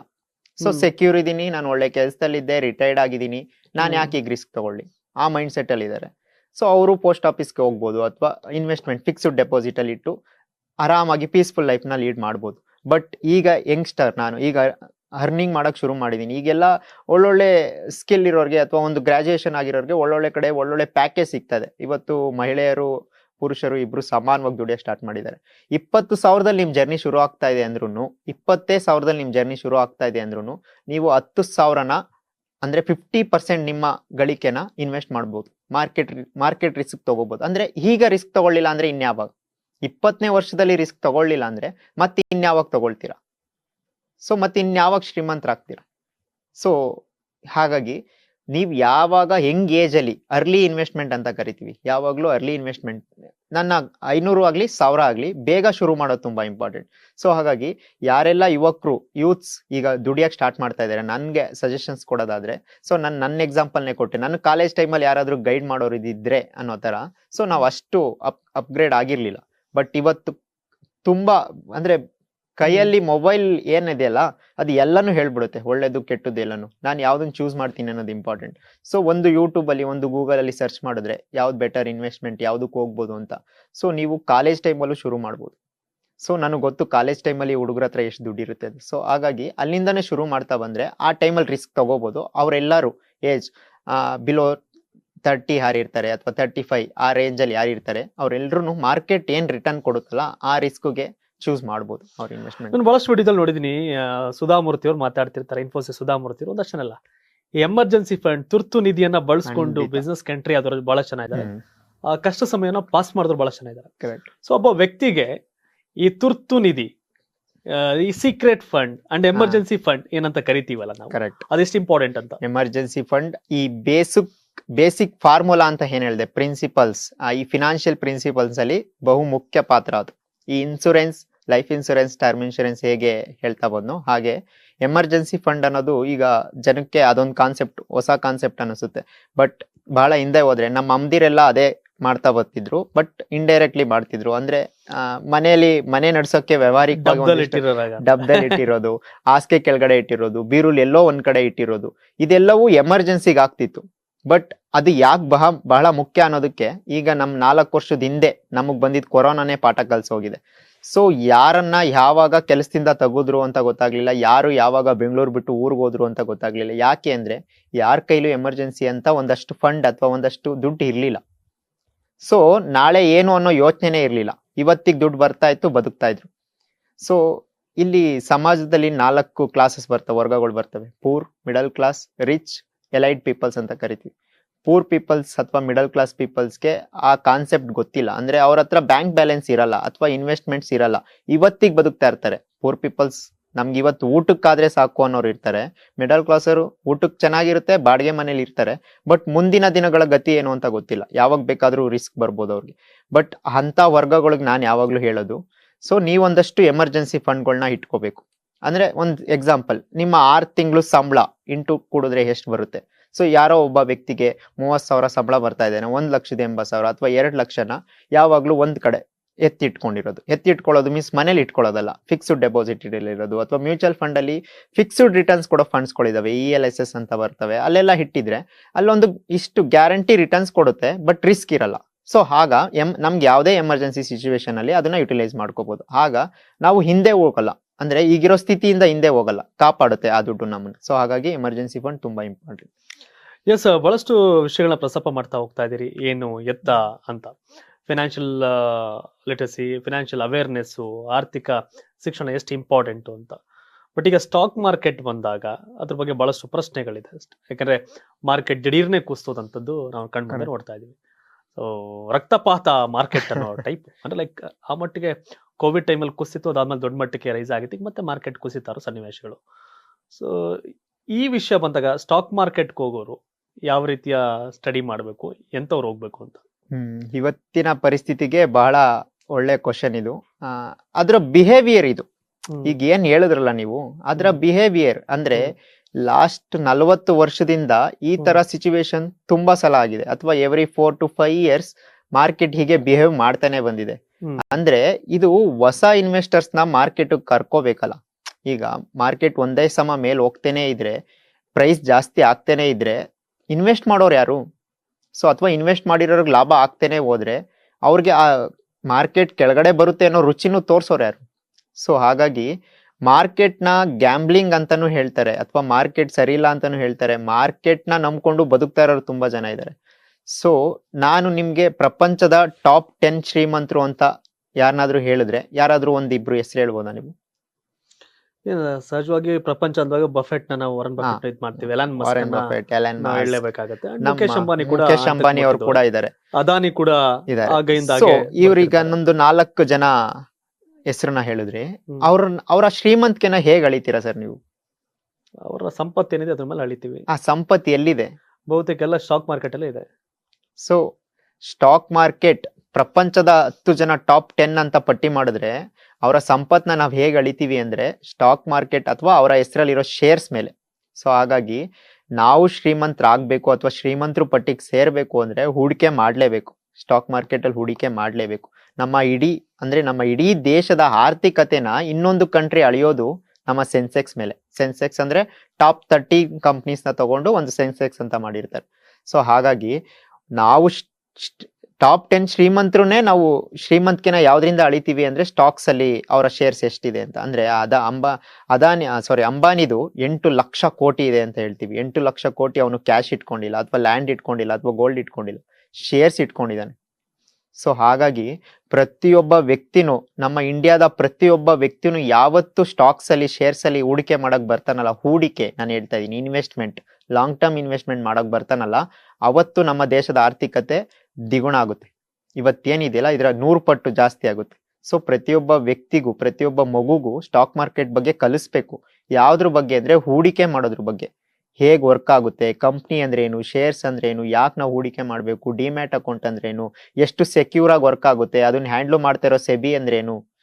ಸೊ ಇದನ್ನೆಲ್ಲ ತಿಳಿಸ್ಕೊಡೋದ್ರಿಂದ ನಮ್ಮ ಜನ ಅಥವಾ ನಮ್ಮ ನೆಕ್ಸ್ಟ್ ಜನರೇಷನ್ ಇದ್ರ ಬಗ್ಗೆ ತಿಳುವಳಿಕೆ ಬರೋದ್ರಿಂದ ಅವರು ಇನ್ವೆಸ್ಟ್ ಮಾಡಕ್ ಬರ್ತಾರೆ. ಸೊ ನಮ್ಮ ದೇಶದ ಜನ ನಮ್ಮ ದೇಶದ ಕಂಪ್ನಿಗಳ ಮೇಲೆ ಇನ್ವೆಸ್ಟ್ ಮಾಡ್ತಾರೆ, ಹೂಡಿಕೆ ಮಾಡ್ತಾರೆ ಅಂದ್ರೆ ಆಟೋಮೆಟಿಕ್ ಆಗಿ ನಮ್ಮ ದೇಶದ ಆರ್ಥಿಕತೆನೂ ಕೂಡ ಜಾಸ್ತಿ ಆಗುತ್ತೆ. ಸೊ ಹಾಗಾಗಿ ಇಲ್ಲಿ ನೀವು ಗ್ರೀಡಿನೆಸ್ ನ ಬಿಡಿ, ಅಂದ್ರೆ ಟ್ರೇಡಿಂಗ್ ಅಥವಾ ಅಡ್ವರ್ಟೈಸ್ಮೆಂಟ್ ಈಗ ಇದೊಂದು ಪಾರ್ಟ್ ನಡೀತಾ ಇದೆ, ಇವತ್ತಿನ ಮಟ್ಟಿಗೆ ತುಂಬಾ ಪ್ರಸಿದ್ಧಿ ಪಡ್ಕೊಂಡಿದೆ. ನೀವು ಪ್ರತಿದಿನ 1,000 ರೂಪಾಯಿ ಗಳಿಸ್ಬೋದು, ತಿಂಗಳಿಗೆ 1 ಲಕ್ಷ ಮಾಡದೆ, ಯಾವುದು ಸತ್ಯ ಅಲ್ಲ, ಅಷ್ಟು ಈಸಿನೂ ಇಲ್ಲ. ಸೊ ಇಲ್ಲ, ಟ್ರೇಡಿಂಗ್ ಅಲ್ಲಿ ಅಷ್ಟು ಈಸಿ ಇಲ್ಲ. ಸೊ ಅದೊಂದು ಮಾರ್ಕೆಟಿಂಗ್ ಸ್ಟ್ರಾಟಜಿ ಆಗಿದೆ, ಅಂದ್ರೆ ಕ್ಲಾಸಸ್ ನ ಸೇಲ್ ಮಾಡ್ತಾ ಇದ್ದಾರೆ. ಅದನ್ನ ಬಿಟ್ರೆ ಹೂಡಿಕೆ ಮಾಡ್ಬೇಕಾಗಿರೋದು ನೀವು ನಿಮ್ಮ ಜೀವನದಲ್ಲಿ ಅಳವಡಿಸ್ಕೋಬೇಕಾಗಿದೆ. ಸೊ ಹೂಡಿಕೆ ಮಾಡಿ ಅದಕ್ಕೊಂದಷ್ಟು ಟೈಮ್ ಕೊಡಿ. ನಿಮ್ ದುಡ್ಡು ದುಡ್ದು ಕೊಡುತ್ತೆ ನಿಮ್ಗೆ. ಸೊ ಟೈಮ್ ಕೊಡಬೇಕು, ಟೈಮ್ ಕೊಡ್ಬೇಕು. ಡಿವಿಡೆಂಡ್ಸ್ ಈಗ ನಾನು ತೆಂಗಿನ ಗಿಡ ನೆಟ್ಬಿಟ್ಟು ನಾಳೆ ಎಳ್ನೀರ್ ಕೇಳಬೇಕು ಅಂದ್ರೆ ಆಗಲ್ಲ, ಖಂಡಿತ ಸಾಧ್ಯ ಇಲ್ಲ. ಹೈಬ್ರಿಡ್ ಗಿಡ ತಂದ್ ನಟ್ರು 3 ರಿಂದ 4 ವರ್ಷ ಬೇಕು. ನಾಟಿ ನಟ್ರೆ 7 ವರ್ಷ ಬೇಕು, ನಿಮ್ಗೆ ಗೊತ್ತಿದೆ. ತಾಳ್ಮೆ ಇರಬೇಕು, ತಾಳ್ಮೆ ತುಂಬಾ ಮುಖ್ಯ. ನಾಳೆನೆ ಯಾವ್ದು ಏನೂ ಆಗಲ್ಲ. ಸೊ ಹಾಗಾಗಿ ಲಾಂಗ್ ಟರ್ಮ್ ಹೂಡಿಕೆಗಳಲ್ಲಿ ಅಳವಡಿಸ್ಕೊಳ್ಳೋದು ತುಂಬಾ ಇಂಪಾರ್ಟೆಂಟ್. ಎಸ್, ಫಿನಾನ್ಷಿಯಲ್ ಲಿಟ್ರಸಿ ಅಂದ್ರೆ ಆರ್ಥಿಕ ಶಿಕ್ಷಣ ಎಷ್ಟು ಅವಶ್ಯಕ, ಇನ್ಶೂರೆನ್ಸ್ ಅಲ್ಲಿ ಬರುವಂತ term insurance, life insurance, health insurance ಎಷ್ಟು ಅನಿವಾರ್ಯ ಕೆಲವರಿಗೆ, ಅಂದ್ರೆ ಹಲವರಿಗೆ ಅನಿವಾರ್ಯ.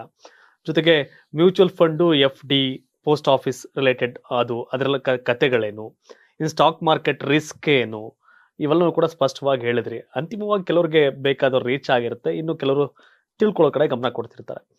ಗವರ್ನಮೆಂಟ್ ಎಂಪ್ಲಾಯೀಸ್ ಬಹಳ ಸೇಫ್ ಅಂತಾರೆ ಬಿಕಾಸ್ ಆಫ್ ಪೆನ್ಷನ್ ಬರುತ್ತೆ ಮೇಲೆ ಅಂತ. ಸೊ ನಾನ್ ಗವರ್ನಮೆಂಟ್ ಎಂಪ್ಲಾಯೀಸ್ ಕೂಡ ಪೆನ್ಷನ್ ತಗೊಳ್ಳುವಂತ ಒಂದಷ್ಟು ಅವಕಾಶಗಳಿದೆ, ಅಷ್ಟೊಂದು ದಾರಿಗಳಿದೆ.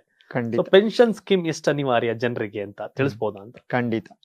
ಸೊ ರಿಟೈರ್ಮೆಂಟ್ ಪ್ಲಾನಿಂಗ್ ಅಂತ ಕೇಳ್ತಾ ಇದ್ದೀರಾ, ಕರೆಕ್ಟ್ ಅಲ್ವಾ ಸರ್? ರಿಟೈರ್ಮೆಂಟ್ ಪ್ಲಾನಿಂಗ್ ಜೀವನದಲ್ಲಿ ತುಂಬಾ ಇಂಪಾರ್ಟೆಂಟ್. ಅಂದ್ರೆ ನಾನು ಹೇಳೋದು ಆರ್ಶ್ವೇ ಅನ್ಸ್ಬೋದು ನಿಮ್ಗೆ. ತಂದೆ ತಾಯಿಗಳಿಗೆ ಹೇಳ್ತಾ ಇದ್ದೀನಿ, ನೀವು ಜೀವನ ಪೂರ್ತಿ ದುಡಿತೀರಾ, ಯಾರಿಗೋಸ್ಕರ ಅಂದ್ರೆ ಮಕ್ಳಿಗೋಸ್ಕರ ಅಂತೀರಾ. ಯಾಕೆ ಅದರ ಒಂದು ಭಾಗನ ನೀವು ನಿಮ್ಮ ಮೇಲೆ ಇನ್ವೆಸ್ಟ್ ಮಾಡ್ಕೋಬಾರ್ದು? ಸೊ ಜೀವನ ಪೂರ್ತಿ ದುಡ್ದು ಅವ್ರನ್ನ ಬೆಳೆಸಿ ಮದುವೆ ಮಾಡ್ತೀರಾ, ಇದರ್ ಮಗ ಓದಿಸಿ ಮಕ್ಳನ್ನ ಎಜುಕೇಶನ್ ಮೇಲೆ ಇನ್ವೆಸ್ಟ್ ಮಾಡಿಸಿ ಅವ್ರಿಗೊಂದು ಮನೆ ಮಾಡಿಕೊಟ್ಟು ಕೊನೆಗಾಲದಲ್ಲಿ ನಮ್ಮನ್ನ ನೋಡ್ಕೊಳ್ಳಿ ಅಂತ ಎಕ್ಸ್ಪೆಕ್ಟ್ ಮಾಡ್ತೀರಾ. ಇಷ್ಟೆಲ್ಲ ಮಾಡಿದವ್ರಿಗೆ ನೀವು ನಿಮ್ಮ ಮೇಲೆ ಇನ್ವೆಸ್ಟ್ ಮಾಡಿಕೊಂಡು ಅಷ್ಟು ವರ್ಷ ನಿಮ್ಮ ಮೇಲೆ ಒಂದು ಭಾಗ ಇನ್ವೆಸ್ಟ್ ಮಾಡಿಕೊಂಡು ಅದರದೇ ದುಡ್ಡಲ್ಲಿ ನೀವು ಯಾಕೆ ಬದುಕಬಾರ್ದು? ಸೊ ಇದು ರಿಟೈರ್ಮೆಂಟ್ ಪ್ಲಾನಿಂಗ್. ಅಂದ್ರೆ ಗೌರ್ಮೆಂಟ್ ಕೆಲಸದಲ್ಲಿರೋರು ಬಹಳ ಕಮ್ಮಿ ಜನ, ಅದರಲ್ಲೂ 2012ರಿಂದ ಪೆನ್ಷನ್ ಸ್ಕೀಮ್ ಕ್ಯಾನ್ಸಲ್ ಮಾಡಿದ್ದಾರೆ. ಒಂದು ರಿಟೈರ್ಮೆಂಟ್ ಲಮ್ಸಮ್ ಇನ್ವೆಸ್ಟ್ಮೆಂಟ್ ಕೊಡ್ತಾರೆ, ಓಕೆ ಅವ್ರು ಸೆಕ್ಯೂರ್ ಇದ್ದಾರೆ. ಬಟ್ ಗೌರ್ಮೆಂಟ್ ಕೆಲಸ ಬಿಟ್ಟು ಬೇರೆ ಬೇರೆ ಬೇರೆ ವರ್ಗಗಳಲ್ಲಿ ಇರೋರು, ಇವತ್ತಿನ ಕಾರ್ಪೊರೇಟ್ ಅಲ್ಲಿ ವರ್ಕ್ ಮಾಡ್ತಾ ಇರೋರು ಯಾವಾಗ ಅವ್ರನ್ನ ಫೈರ್ ಮಾಡ್ತಾರೆ ಅಂತ ಗೊತ್ತಿಲ್ಲ. ಸೊ ಹಾಗಾಗಿ ನಾವು ನಮ್ಮ ರಿಟೈರ್ಮೆಂಟ್ಗೆ ಇವತ್ತಿನ 20 ವರ್ಷಕ್ಕೆ ನಾನು ದುಡಿಯಕ್ಕೆ ಶುರು ಮಾಡಿದೀನಿ ಅಂದ್ರೆ ನನ್ಗೆ ಗೊತ್ತಿಲ್ಲ ನಾನು ಮುಂದಿನ 60 ವರ್ಷದವರೆಗೂ ದುಡಿತೀನೋ, 50ನೇ ವರ್ಷದಲ್ಲೇ ರಿಟೈರ್ಡ್ ಆಗ್ತೀನೋ ಅಥವಾ 30ನೇ ವರ್ಷದಲ್ಲೇ ರಿಟೈರ್ಡ್ ಆಗ್ತೀನೋ. ಸೊ ಅಲ್ಲಿವರೆಗೂ ನೆಕ್ಸ್ಟ್ 30 ವರ್ಷ, 40 ವರ್ಷ, 50 ವರ್ಷ ನನ್ನ ರಿಟೈರ್ಮೆಂಟ್ಗೋಸ್ಕರ ಈಗಾಗಲೇ ಮಾತಾಡ್ದಂಗೆ ಮ್ಯೂಚುವಲ್ ಫಂಡ್ಸ್ ಅಲ್ಲಿ ಸ್ಟಾಕ್ಸ್ಗಳ ಮೇಲೆ, ಡಿವಿಡೆಂಡ್ಸ್ ಕೊಡೋ ಸ್ಟಾಕ್ಸ್ಗಳ ಮೇಲೆ, ಬೇರೆ ಬೇರೆ ಮಾರ್ಕೆಟ್ ರಿಟರ್ನ್ಸ್ ಮೇಲೆ, ಬಾಂಡ್ಸ್ ಮೇಲೆ ಇನ್ವೆಸ್ಟ್ ಮಾಡ್ತಾ ಬಂದ್ರೆ ಅದು ನನ್ನ ಕೊನೆಗಾಲದಲ್ಲಿ ಕಾಪಾಡುತ್ತೆ. ಸೊ ಈ ಇನ್ವೆಸ್ಟ್ಮೆಂಟ್ ನ SIP ಅಂತ ಕರಿತೀವಿ, ಸಿಸ್ಟಮ್ಯಾಟಿಕ್ ಇನ್ವೆಸ್ಟ್ಮೆಂಟ್ ಪ್ಲಾನ್ಸ್. ಅಂದ್ರೆ ಪ್ರತಿ ತಿಂಗಳು ನಾನು ದುಡಿಮೆಲಿ ನಾನು ಒಂದಷ್ಟು ಭಾಗನ ಎತ್ತಿಡೋದು. ಅದನ್ನೇ ಒಂದಷ್ಟು ವರ್ಷಗಳು ಕಳೆದ್ಮೇಲೆ SWP ಮಾಡ್ಕೋಬಹುದು, ಅಂದ್ರೆ ಸಿಸ್ಟಮ್ಯಾಟಿಕ್ ವಿತ್ಡ್ರಾಲ್ ಪ್ಲಾನ್. ಅಂದ್ರೆ ನಾನು ಏನ್ ಹೂಡಿಕೆ ಮಾಡ್ಕೊಂಡು ಬಂದಿರ್ತೀನಲ್ಲ ಅದನ್ನೇ ವಿತ್ಡ್ರಾ ಮಾಡ್ತಾ ಬರ್ಬೋದು. ಅದು ಯಾವತ್ತೂ ಕರ್ಗಲ್ಲ, ಯಾಕಂದ್ರೆ ಅಷ್ಟು ವರ್ಷ ತಗೊಂಡಿರುತ್ತೆ, ಕಾಂಪೌಂಡಿಂಗ್ ಆಗಿರುತ್ತೆ, ಅದು ಬೆಳಿತಾನೆ ಹೋಗ್ತಾ ಇರುತ್ತೆ. ನನ್ನ ಪ್ರತಿ ತಿಂಗಳು ನನ್ನ ಖರ್ಚಿಗೆ ಅಥವಾ ನನ್ನ ಪ್ಯಾಷನ್ಗೆ, ನನ್ನ ಟ್ರಾವೆಲ್ಗೆ, ನಾನು ಇನ್ನೇನೋ ಮಾಡೋದಕ್ಕೆ ನಾವು ವಿತ್ಡ್ರಾ ಮಾಡ್ತಾ ಬರ್ಬೋದು ಒಂದಷ್ಟು ವರ್ಷಗಳನ್ನ ಮಾಡೋದ್ರಿಂದ. ಸೊ ಹಾಗಾಗಿ ಇದು ಒಂದು ರಿಟೈರ್ಮೆಂಟ್ ಪ್ಲಾನಿಂಗ್ ಎಲ್ರೂ ಮಾಡ್ಕೋಬೇಕಾಗಿರೋ ವಿಷಯ. ಅಂದ್ರೆ ವೃದ್ಧಾಶ್ರಮಗಳು ಯಾಕೆ ಜಾಸ್ತಿ ಆಗ್ತಾ ಇದೆ, ಮಕ್ಕಳು ಯಾಕೆ ನೋಡ್ಕೊಳ್ಳಲ್ಲ ಅಂತ ಕಂಪ್ಲೇಂಟ್ಸ್ ಎಲ್ಲ ಏನಿದೆಯಲ್ಲ, ಅದು ಇವತ್ತಿನ ಪರಿಸ್ಥಿತಿ ಆಗಿದೆ. ಅಂದ್ರೆ ಅವನು ಬದುಕಿ ಅವನ ಹೆಂಡತಿ ನೋಡ್ಕೊಂಡು ಆ ಮಗುನ ಸ್ಕೂಲ್ ಫೀಸ್ ಓದಿಸಿ ಬದುಕೋದಿದೆಯಲ್ಲ ಅಷ್ಟು ಈಸಿ ಇಲ್ಲ. ಸೊ ನಾನೇನ್ ಹೇಳ್ತಾ ಇದ್ದೀನಿ ಅಂದ್ರೆ ನಾನು ಯಾರನ್ನು ಬ್ಲೇಮ್ ಮಾಡ್ತಾ ಇಲ್ಲ, ಬಟ್ ನಾವ್ ಎಲ್ಲವನ್ನೂ ಮಾಡೋರು ಸಮಾಜಕ್ಕೆಗೋಸ್ಕರ ಮನೆ ಮಾಡ್ಕೊಳ್ತೀವಿ, ಕಾರ್ ತಗೋತೀವಿ EMI ಲಿ. ಬಟ್ ಮುಂದಿನ ನನ್ನ ರಿಟೈರ್ಮೆಂಟ್, ನನ್ನ ವಯಸ್ಸಾದ್ಮೇಲೆ ನಾನು ಯಾರ ಮೇಲೂ ಡಿಪೆಂಡ್ ಆಗಬಾರ್ದು, ನನ್ನದೇ ದುಡ್ಡಲ್ಲಿ ಬದುಕೋದಕ್ಕೆ ರಿಟೈರ್ಮೆಂಟ್ ಪ್ಲಾನಿಂಗ್ಗಳು ಒಂದಷ್ಟಿದೆ. ಸೊ ಅದಷ್ಟನ್ನು ಮಾಡ್ಕೋಬೇಕು ಅಂತ ಹೇಳ್ತಾ ಇದ್ದೀನಿ. ಎಸ್, ಇವತ್ತು ಹೇಮಂತ್ ಕುಮಾರ್ ಅವರು ಬ್ಯಾಂಗ್ಳೂರ್ ಯೂನಿವರ್ಸಿಟಿಯಲ್ಲಿ ಗೋಲ್ಡ್ ಮೆಡಲಿಸ್ಟ್, ಫಿನಾನ್ಸ್ ಮತ್ತೆ ಟೂರಿಸಂ ಸಂಬಂಧಪಟ್ಟ ಹಾಗೆ, ಜೊತೆಗೆ ಎಲ್ರಿಗೂ ಕೂಡ ಆರ್ಥಿಕ ಶಿಕ್ಷಣವನ್ನ ತಲುಪಿಸಬೇಕು, ಫಿನಾನ್ಷಿಯಲ್ ಲಿಟ್ರಸಿಯನ್ನ ಜಾಸ್ತಿ ಮಾಡಬೇಕು. ನಮ್ಮ ದೇಶದಲ್ಲಿ ಕೇವಲ 10%ಗಿಂತ 2 ದಾಟಿಲ್ಲ ಮ್ಯೂಚುವಲ್ ಫಂಡ್ ಆಗ್ಬೋದು, ಸ್ಟಾಕ್ ಮಾರ್ಕೆಟ್ ಆಗ್ಬೋದು, ಫಿನಾನ್ಷಿಯಲ್ ಬಗ್ಗೆ ಅರಿವಿರೋರ್ ಸಂಖ್ಯೆ ತೀರಾ ಕಡಿಮೆ ಇದೆ ಅನ್ನೋ ಕಾರಣಕ್ಕೆ ಆರ್ಥಿಕ ಜಾಗೃತಿ ಮೂಡಿಸುವಂತ ಕೆಲಸವನ್ನ ಹೇಮಂತ್ ಕುಮಾರ್ ಮಾಡ್ತಿದ್ದಾರೆ. ಅದರ ಭಾಗವಾಗಿ ನಮ್ಮ ಸ್ಟುಡಿಯೋಗೆ ಬಂದ್ರು. ಇವತ್ತು ನಿಮಗೆ ಇನ್ಶೂರೆನ್ಸ್ ಅಲ್ಲಿ ಪ್ರಕಾರಗಳು, health insurance, term insurance, life insurance, ಮತ್ತೆ ಇನ್ವೆಸ್ಟ್ಮೆಂಟ್, ಹಣವನ್ನ ದುಡಿಯೋದು ಹೇಗೆ, ಹಣವೇ ಹಣ ದುಡಿಯೋದು ಹೇಗೆ ಅನ್ನೋ ಎಲ್ಲಾ ವಿಷಯವನ್ನ ತಿಳಿಸ್ಕೊಟ್ಟಿದ್ದಾರೆ. ನಿಮ್ ಮುಂದೆ ಇನ್ನೊಂದಷ್ಟು ಪ್ರಶ್ನೆಗಳು ಸಹಜವಾಗಿರುತ್ತೆ, ಆ ಪ್ರಶ್ನೆಗಳಿಗೆ ಉತ್ತರ ಕೊಡಕ್ಕೆ ಅವ್ರು ರೆಡಿ ಇದ್ದಾರೆ. ನಂಬರ್ ಕೂಡ ಡಿಸ್ಪ್ಲೇ ಆಗ್ತದೆ, ಅವ್ರನ್ನ ಕಾಂಟ್ಯಾಕ್ಟ್ ಮಾಡ್ಬೋದು. ಇನ್ನು ಬೆಂಗಳೂರಿನ ರಾಜಾಜಿನಗರ ಕಡೆ ಇದೆ, ಅವ್ರ ಆಫೀಸ್ ಕೂಡ ವಿಸಿಟ್ ಮಾಡಿ ಭೇಟಿ ಮಾಡ್ಬೋದು. ಹಾಗಾಗಿ young and dynamic Hemanth Kumar, ಮಂಡ್ಯದ ನಾಗಮಂಗಲ ಮೂಲದವರು, ನಾನು ಮಂಡ್ಯದವನೇ. ಹಾಗಾಗಿ ಬಹಳ ಖುಷಿ ಆಯ್ತು ನನಗೆ. ಈಗ ರಾಜಕಾರಣ ಗೊತ್ತು, ಆರ್ಥಿಕ ಶಿಸ್ತಿಲ್ಲ, ಆರ್ಥಿಕವಾಗಿ ಶಿಕ್ಷಣದ ಕೊರತೆ ಖಂಡಿತ ಇದೆ. ಯಾಕೆಂದ್ರೆ ಬರೀ ಸಂಬಳ ಬರುತ್ತೆ ಏನ್ ಮಾಡ್ಬೇಕು, ಬಂಡವಾಳ ಬರುತ್ತೆ ಏನ್ ಮಾಡ್ಬೇಕು ಅನ್ನೋ ಸಹಜವಾಗಿರುತ್ತೆ. ಆದ್ರೆ ಹಣವನ್ನ ಸೇವಿಂಗ್ಸ್ಗಿಂತ ಹೂಡಿಕೆ, ಸೇವಿಂಗ್ಸ್ ಇದ್ರೆ ಅದಷ್ಟೇ ಇರುತ್ತೆ, ಸಣ್ಣ ಪ್ರಮಾಣದಲ್ಲಿ ಏರಿಕೆ ಆಗ್ಬೋದು. ಬಟ್ ಹಣದುಬ್ಬರ ಕಂಪೇರ್ ಮಾಡಿದಾಗ ಅದೇನು ಅಲ್ಲ ಬ್ಯಾಂಕಲ್ಲಿ ಇಟ್ಟಿದ್ರೆ. ಆದ್ರೆ ಹೂಡಿಕೆ ಮಾಡಿದ್ರೆ ಯಾವ ರೀತಿ ಆಗ್ಬೋದು ಅಂತ ನಾಗಲೇ ಒಂದು ಎಕ್ಸಾಂಪಲ್ ಕೂಡ ಹೇಳಿದೆ. ನಿಮ್ಮ ಮನೇಲಿ 1 kg ಹುರುಳಿಕಾಳು ಇತ್ತು ಅಂದ್ರೆ 1 ವರ್ಷ ಹಂಗೆ ಇಟ್ಟರೆ 1 kgನೇ ಇರ್ತದೆ ಕವರ್ ಕಟ್ಟಿ ಇಟ್ಟಿದ್ರೆ. ಆದ್ರೆ 1 kg ಹುರುಳಿಕಾಳನ್ನ ಮಳೆ ಬಂದಾಗ ಆದಾಗ ಹೊಲದಲ್ಲಿ ಚೆಲ್ಲಿದ್ರೆ 1 kg ಹುರುಳಿಕಾಳು 100 kg ಆಗುತ್ತೆ. ಅದು ಇನ್ವೆಸ್ಟ್ಮೆಂಟ್ ಅಂತ, Correct. ಹೂಡಿಕೆ ಅಂತ, ಕೃಷಿ. ಈ ಹಣವನ್ನ ಬೆಳೆಯೋದು ಕೂಡ ಒಂಥರ ಕೃಷಿ ಇದ್ದಂಗೆ. ಹಾಗಾಗಿ ಹಣವನ್ನ ಹೇಗೆ ಡಬಲ್ ಮಾಡ್ಬೋದು, ಡಬಲ್ ಅಂದ್ರೆ ಬೆಳಿಬಹುದು ಅನ್ನೋದಕ್ಕೆ ಬಹಳಷ್ಟು ಐಡಿಯಾಗಳು ಹೇಮಂತ್ ಕುಮಾರ್ ಅವ್ರ ಬಳಿ ಇದೆ. ಹೇಮಂತ್ ಅವರೇ, ಥ್ಯಾಂಕ್ ಯು ಸೋ ಮಚ್. ಬಹಳಷ್ಟು ವಿಷಯವನ್ನು ಹೇಳಿದ್ರೆ. ಅಂತಿಮವಾಗಿ ಏನಾದ್ರು ಇದೆಯಾ ಇನ್ನೊಂದಷ್ಟು? ಇನ್ನೊಂದು ವಿಷಯ, Yes, ತಿಳಿಸ್ಕೊಡಿ. ನಾನು ತಂದೆ ತಾಯಿಗಳಿಗೆ ಹೇಳಿದೆ ರಿಟೈರ್ಮೆಂಟ್ ಪ್ಲಾನಿಂಗ್ ತುಂಬಾ ಮುಖ್ಯ ಅಂತ. ಹಾಗೆ ನೀವು ನಿಮ್ಮ ಮಕ್ಕಳಿಗೆ ಕಲ್ಸ್ಕೊಡ್ಬೇಕಾಗಿರೋದು ಒಂದಿದೆ, ಕಾಂಪೌಂಡಿಂಗ್. ಕಾಂಪೌಂಡಿಂಗ್ ಅನ್ನೋದು ಎಲ್ಲಾ ಮಕ್ಕಳು ಅವರ ಹೈಸ್ಕೂಲಲ್ಲಿ ಓದಿರ್ತಾರೆ, ಓನ್ಲಿ ಎಕ್ಸಾಮ್ ಪರ್ಪಸ್ಗೆ. ಅದ್ರ ಫಾರ್ಮುಲಾ ಕಲ್ತಿರ್ತಾರೆ, ಕ್ಯಾಲ್ಕುಲೇಷನ್ ಮಾಡಿರ್ತಾರೆ, ಅದ್ರ ಬಗ್ಗೆ ಥಿಯರಿ ಕೂಡ ಬರ್ದಿರ್ತಾರೆ. ಅದನ್ನ ಯಾರು ಅವರ ನಿಜವಾದ ಜೀವನದಲ್ಲಿ ಅಳವಡಿಸ್ಕೊಳ್ಳಲ್ಲ. ಕಾಂಪೌಂಡಿಂಗ್ ನ ಕನ್ನಡದಲ್ಲಿ ಹೇಳ್ಬೇಕು ಅಂದ್ರೆ ಚಕ್ರ ಬಡ್ಡಿ ಅನ್ಬೋದು. ಇದನ್ನೆಲ್ಲ ಕೇಳಿರ್ತಾರೆ. ನಮ್ಮ ಹಿಂದೆ ನಮ್ಮ ತಾತ ನಮ್ಮ ತಂದೆ ಟೈಮಲ್ಲಿ ಬಡ್ಡಿಗೆ ಬಡ್ಡಿ ಹಾಕ್ತಿದ್ರು. ನಾನು ಸಾಲ ತಗೊಬಂದ್ರೆ ನಾನು ಬಡ್ಡಿ ಕಟ್ಟಕ್ ಆಗ್ಲಿಲ್ಲ ಅಂದ್ರೆ ಚಕ್ರ ಬಡ್ಡಿ, ಬಡ್ಡಿಗೆ ಬಡ್ಡಿ ಸೇರ್ಸ್ಕೊಡು ಅನ್ನೋ ತರ. ಅದನ್ನೇ ನಾವು ಇನ್ವೆಸ್ಟ್ಮೆಂಟ್ ಮೂಲಕ ಚಕ್ರ ಬಡ್ಡಿನ ಗಳಿಸ್ಬೋದು. ಸೊ ಇದನ್ನ ನಿಮ್ಮ ಮಕ್ಕಳಿಗೆ ಕಲ್ಸ್ಕೊಡಿ. ಅಂದ್ರೆ ಕೇವಲ 10 ರೂಪಾಯಿ. ಇವತ್ತು ನನಗೆ ಗೊತ್ತು ಒಂದು ಮಕ್ಕಳಿಗೆ ನೀವು ಖರ್ಚು ಮಾಡೋ ದುಡ್ಡು ಎಷ್ಟಿದೆ ಅಂತ, ಒಂದು ಚಾಕ್ಲೇಟ್ ಪ್ರೈಸ್ ಎಷ್ಟಿದೆ ಅಂತ. ಸೊ ನೀವು ಅವ್ರಿಗೆ ಇವತ್ತೇ ಅದ್ರ ಮೌಲ್ಯನ ತಿಳಿಸ್ತಾ ಬಂದ್ರೆ, ಅಂದ್ರೆ ನೀವು 10 ರೂಪಾಯಿನೂ ಇನ್ವೆಸ್ಟ್ ಮಾಡಬಹುದು, ಶುರು ಮಾಡಬಹುದು. ಅದು ಕಾಂಪೌಂಡಿಂಗ್ ಹೇಗೆ ವರ್ಕ್ ಆಗುತ್ತೆ, ಚಕ್ರ ಬಡ್ಡಿ ಹೇಗೆ ವರ್ಕ್ ಆಗುತ್ತೆ ಅಂದ್ರೆ, ಇಲ್ಲಿಂದ 1 ವರ್ಷ ನಾನು ಇನ್ವೆಸ್ಟ್ ಮಾಡಿರ್ತೀನಿ. ಆ 1 ವರ್ಷ ಇನ್ವೆಸ್ಟ್ ಮಾಡಿದ ದುಡ್ಡು ಒಂದಷ್ಟನ್ನ ನನಗೆ ರಿಟರ್ನ್ ಕೊಟ್ಟಿರುತ್ತಲ್ಲ, ಆ ರಿಟರ್ನ್ ಕೂಡ ದುಡಿಯಕ್ಕೆ ಶುರು ಮಾಡುತ್ತೆ. ಸೊ ಬಡ್ಡಿಗೆ ಬಡ್ಡಿ, ಬಡ್ಡಿಗೆ ಬಡ್ಡಿ, ಅದು ಚಕ್ರ ಬಡ್ಡಿ ಆಗ್ತಾ ಹೋಗುತ್ತೆ. ಸೊ ಮ್ಯೂಚುವಲ್ ಫಂಡ್ ಅಲ್ಲಿ ಒಂದ್ ಮಾತಿದೆ, 15,000ನ 15 ವರ್ಷ SIP ಮಾಡ್ತಾ ಬಂದ್ರೆ, 15 ವರ್ಷ 15,000ನ 15% ರಿಟರ್ನ್ ಎಕ್ಸ್ಪೆಕ್ಟ್ ಮಾಡಿ. ಅಂದ್ರೆ 15 ಫಾರ್ಮುಲಾ ಇದೆ. ಸೊ 1 ಕೋಟಿ ಅಚೀವ್ ಆಗುತ್ತೆ ಅಂತ. ಸೊ 1,000ನ 40 ವರ್ಷ ಇನ್ವೆಸ್ಟ್ ಮಾಡ್ತಾ ಬಂದ್ರೆ 1 ಕೋಟಿ ಆಗುತ್ತೆ. ಅಂದ್ರೆ ಪ್ರತಿಯೊಬ್ಬ ವ್ಯಕ್ತಿನೂ 2 ವರ್ಷಕ್ಕೋ 3 ವರ್ಷಕ್ಕೋ ಅವನ ಹಂತದ ಕೆಲಸದಲ್ಲಿ ಬೆಳಿತಾನೆ ಹೋಗ್ತಾನೆ, ಇಂಕ್ರಿಮೆಂಟ್ ಆಗ್ತಾನೆ ಹೋಗುತ್ತೆ. ಆಗ ಇನ್ವೆಸ್ಟ್ಮೆಂಟ್ನು ಇಂಕ್ರಿಮೆಂಟ್ ಮಾಡ್ತಾನೆ ಬರ್ಬೇಕಾಗುತ್ತೆ. ಹಾಗಾಗಿ ಅಂದ್ರೆ ಇದೊಂದು ಫಾರ್ಮುಲಾ ಯಾಕೆ ಹೇಳಿದೆ ಅಥವಾ ಕಾಂಪೌಂಡಿಂಗ್ ಯಾಕೆ ಹೇಳಿದೆ ಅಂದ್ರೆ, ನಾವು ನಮ್ಮ ಮಕ್ಕಳಿಗೆ ಅದನ್ನ ಕಲಿಸ್ಬೇಕು, ಹಣದ ಮೌಲ್ಯನ ಕಲಿಸ್ಬೇಕು. 10 ರೂಪಾಯಿಗೂ ಇಂಪಾರ್ಟೆಂಟ್, 10 ರೂಪಾಯಿನೂ ಇನ್ವೆಸ್ಟ್ ಮಾಡಬೇಕು ಅನ್ನೋದನ್ನ. ಸೊ ನೀವು ನಿಮ್ಮ ರಿಟೈರ್ಮೆಂಟ್ಗೆ ಪ್ಲಾನಿಂಗ್ ಮಾಡ್ಕೊಳ್ಳಿ, ಮಕ್ಕಳಿಗೆ ಕಾಂಪೌಂಡಿಂಗ್ ಬಗ್ಗೆ ಕಲಿಸಿ, ಆರ್ಥಿಕ ಶಿಕ್ಷಣ ಕೊಡಿಸಿ ಎಲ್ರಿಗೂ. Thank you sir. Yes Hemanth, ಬಹಳ ಖುಷಿ ಆಯ್ತು. ನಾನು ಕೂಡ ಬಹಳಷ್ಟು ಕಲಿತೆ ನಿಮ್ಮ ಹತ್ರ ಕೇಳ್ತಾ. ಸೊ ಹಾಗಾಗಿ ಜಾರಿ ಮಾಡೋದು ಬಹಳ ಇಂಪಾರ್ಟೆಂಟ್. ಯಾಕೆಂದ್ರೆ ಈಸಿ ಟಾಸ್ಕ್ ಏನಲ್ಲ, ಮತ್ತೆ ನಾವು ಮನ್ಸು ಮಾಡ್ಬೇಕಾಗತ್ತೆ. ಸೇವಿಂಗ್ಸ್ ಮತ್ತೆ ಹೂಡಿಕೆ ಬಹಳಷ್ಟು ವ್ಯತ್ಯಾಸಗಳಿದೆ, ಅದರ ವ್ಯತ್ಯಾಸಗಳನ್ನ ತಿಳ್ಕೊಂಡೆ ಅಂತ ಹೇಳ್ತಾ, ನಿಮ್ಗೂ ಸೇವಿಂಗ್ಸ್ ಮಾಡಿದ್ರೆ ಅದು ಹಂಗೆ ಇರುತ್ತೆ, ಹೂಡಿಕೆ ಮಾಡಿದ್ರೆ ಅದು ಬೆಳೆಯುತ್ತೆ. ಆದ್ರೆ ಎಲ್ಲಿ ಹೂಡಿಕೆ ಮಾಡಬೇಕು, ಹೇಗೆ ಹೂಡಿಕೆ ಮಾಡಬೇಕು, ಯಾವ್ದ್ರ ಮೇಲೆ ಮಾಡಬೇಕು ಅನ್ನೋ ಒಂದಷ್ಟು ಪ್ರಶ್ನೆಗಳು ಸಹಜವಾಗಿ ಕಾಡುತ್ತೆ. ಅದರ ಉತ್ತರವನ್ನು ಹೇಮಂತ್ ಕುಮಾರ್ ಕೊಡ್ತಾರೆ ಅಂತ ಹೇಳ್ತಾ, and thank you so much studio ಬಂದಿದ್ದಕ್ಕೆ. ಇದಿಷ್ಟು ಹೇಮಂತ್ ಕುಮಾರ್ ಅವರ ಜೊತೆಗಿನ ಒಂದು ಸಂದರ್ಶನ ಆಗಿತ್ತು. ಧನ್ಯವಾದ. ಇದು ಕರ್ನಾಟಕ ಟಿವಿ, ಕನ್ನಡಿಗರ ಧ್ವನಿ.